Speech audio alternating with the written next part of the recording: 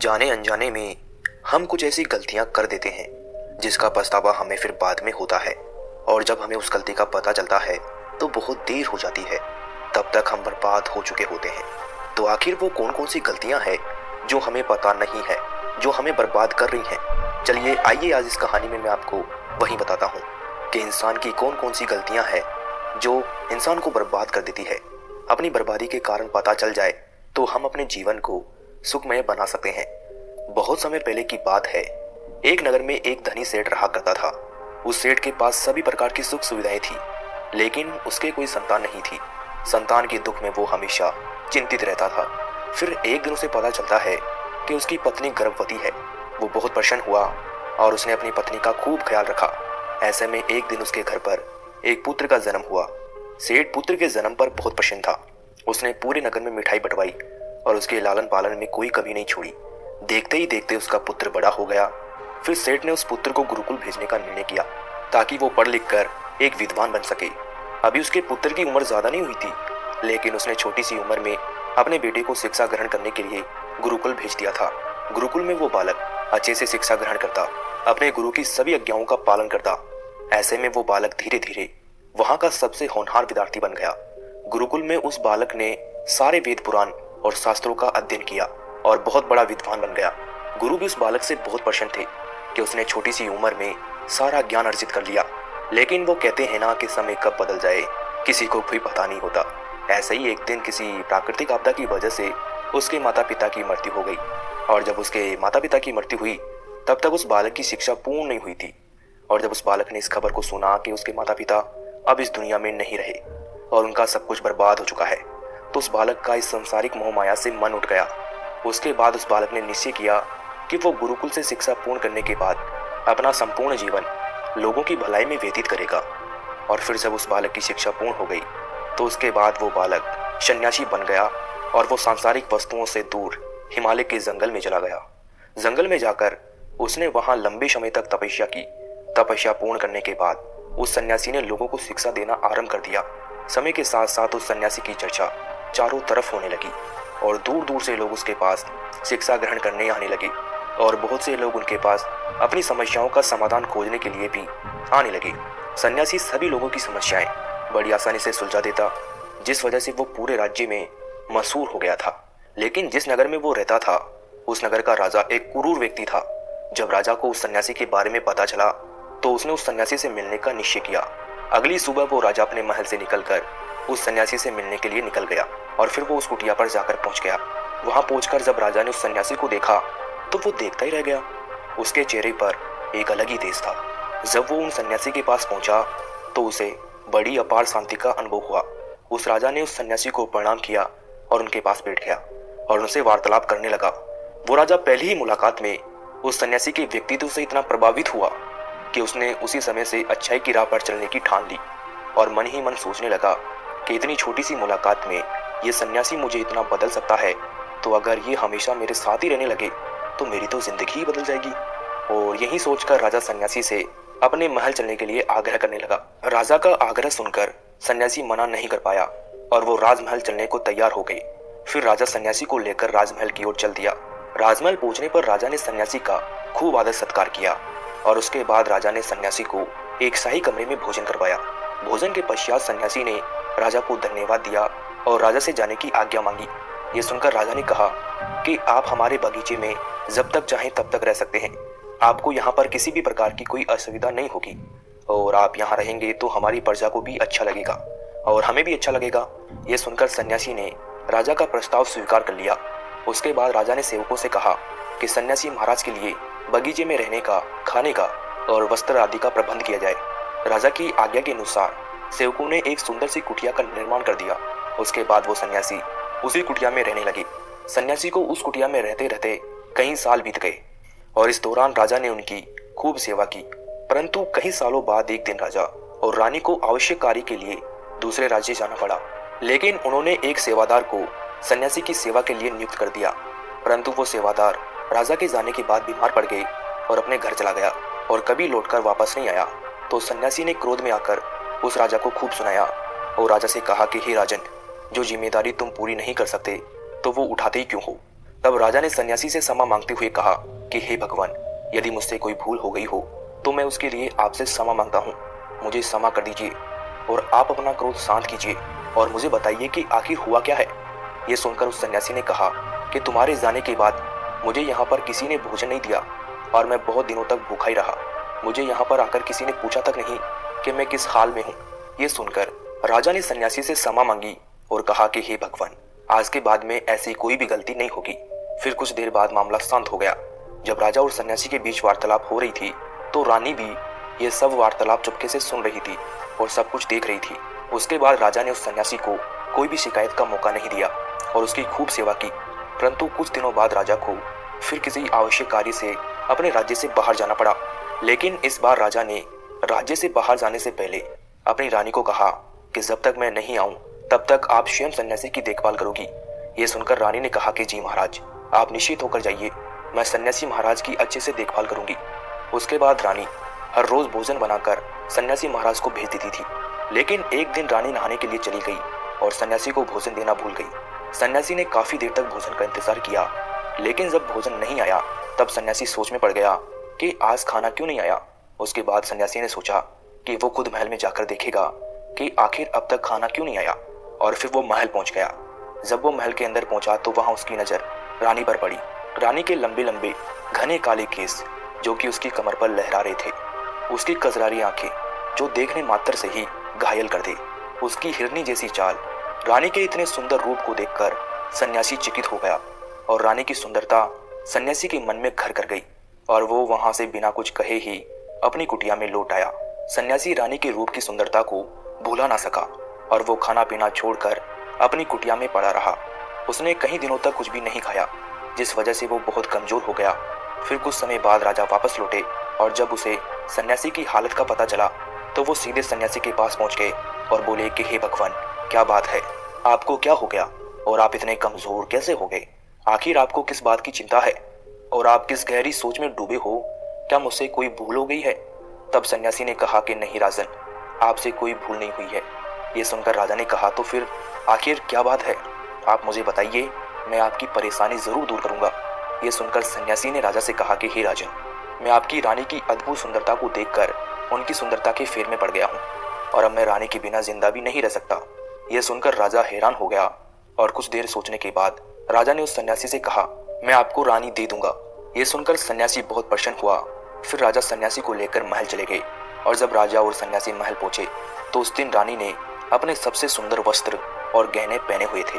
फिर राजा रानी के पास पहुंचे और राजा ने रानी से कहा कि आपको इस सन्यासी की मदद करनी चाहिए, ये बहुत कमजोर पड़ गए हैं और मैं नहीं चाहता कि किसी ज्ञानी पुरुष की हत्या का कलंक मेरे सर पर लगे। उसके बाद राजा ने रानी से पूछा कि क्या आप ये पाप अपने सिर पर लेना चाहती हैं? राजा की ये बात सुनकर रानी ने राजा से पूछा कि आखिर इन सन्यासी के इस दुख का कारण क्या है? तो राजा ने रानी से कहा कि सन्यासी आपकी अद्भुत सुंदरता के दीवाने हो गए हैं। राजा की यह बात सुनकर रानी ने कहा कि राजन, आप चिंता मत करिए, अब आप सब कुछ मेरे ऊपर छोड़ दीजिए। मुझे पता है कि मुझे अब क्या करना है। उससे आपके ऊपर ना तो सन्यासी की हत्या का पाप लगेगा और ना ही उससे मेरे पवित्र धर्म का नाश होगा। रानी की यह बात सुनकर राजा ने रानी को सन्यासी को सौंप दिया। उसके बाद सन्यासी रानी को लेकर कुटिया पर पहुंचे। जब रानी सन्यासी की कुटिया पर पहुंची तो रानी ने सन्यासी से कहा कि हमें रहने के लिए घर चाहिए, हम इस झोपड़ी में नहीं रह सकते। ये सुनकर सन्यासी राजा के पास गया और राजा से जाकर बोला कि हे राजन, हमें रहने के लिए एक घर चाहिए। सन्यासी की बात सुनकर राजा ने उनके लिए घर का प्रबंध कर दिया। फिर सन्यासी रानी को लेकर घर पहुंचा। जब रानी सन्यासी के साथ उस घर पर पहुंची तो रानी ने सन्यासी से कहा कि ये घर तो बहुत गंदा है और इसकी हालत बहुत खराब है, मैं इस घर में नहीं रह सकती। ये सुनकर सन्यासी फिर से राजा के पास गया और राजा के पास जाकर बोला कि हे राजन, जो आपने हमें घर दिया है उस घर की हालत बहुत खराब है। सन्यासी की बात सुनकर राजा ने उस घर की हालत ठीक करवा दी। उसके बाद फिर रानी घर के अंदर गई और नहा धोकर बिस्तर पर आ गई। फिर सन्यासी भी बिस्तर पर आ गया। फिर उसके बाद रानी ने सन्यासी से कहा कि आपको पता है कि आप कौन हैं और आप अब क्या बन गए हैं? आप एक महान सन्यासी थे जिसके लिए राजा स्वयं सारी जरूरत की वस्तुएं उपलब्ध कराते थे, जिसके पास लोग दूर दूर से ज्ञान ग्रहण करने आते थे, जो लोगों को सत्य की राह दिखाया करते थे, जो लोगों की समस्याओं का समाधान करते थे, जिनको सभी लोग एक गुरु मानते थे, जिनकी सब भगवान के रूप में पूजा किया करते थे। और आज आप वासना के कारण मेरे गुलाम हो गए हैं। रानी की ये बात सुनकर उस सन्यासी को एक झटका लगा और उसे महसूस हुआ कि वो तो एक सन्यासी है और वो ये सब क्या कर रहा है। वो तो ये सारी सुख सुविधाओं को छोड़कर शांति की तलाश में जंगलों में चला गया था। जब सन्यासी को सुध बुध आई तो वो जोर जोर से रोने लगा और चिल्लाने लगा और रानी से कहने लगा कि मुझे क्षमा कीजिए महारानी, मैं ये क्या करने जा रहा था, मैं अभी आपको राजा को सौंप कर आता हूँ। सन्यासी की ये बात सुनकर रानी ने सन्यासी से प्रश्न किया कि महाराज, मेरे मन में एक प्रश्न उठ रहा है, कृपया मेरे प्रश्न का उत्तर दीजिए। रानी की बात सुनकर सन्यासी ने कहा कि पूछो, तुम्हारा क्या प्रश्न है। फिर रानी ने कहा कि जब आपको उस दिन भोजन नहीं मिला तो आप बहुत क्रोधित हो गए, तब मैंने आपका ये रूप पहली बार देखा था और तभी से मैं आपके व्यवहार में परिवर्तन महसूस कर रही हूँ। ऐसा क्यों हुआ महाराज, आखिर आपको इतना क्रोध क्यों आया। रानी की बात सुनकर सन्यासी ने रानी को समझाया कि जब मैं जंगल में था तो मुझे समय पर भोजन भी नहीं मिलता था, लेकिन जब मैं महल में आया तो महल में आने के बाद मुझे सारी सुख सुविधाएं मिली और फिर मैं इन सभी सुख सुविधाओं के मोह में फंस गया और मुझे इसके प्रति लगाव उत्पन्न हो गया और फिर मुझे इसको पाने का लालच उत्पन्न हो गया और जब मुझे ये नहीं मिला तो मेरे अंदर क्रोध उत्पन्न हुआ।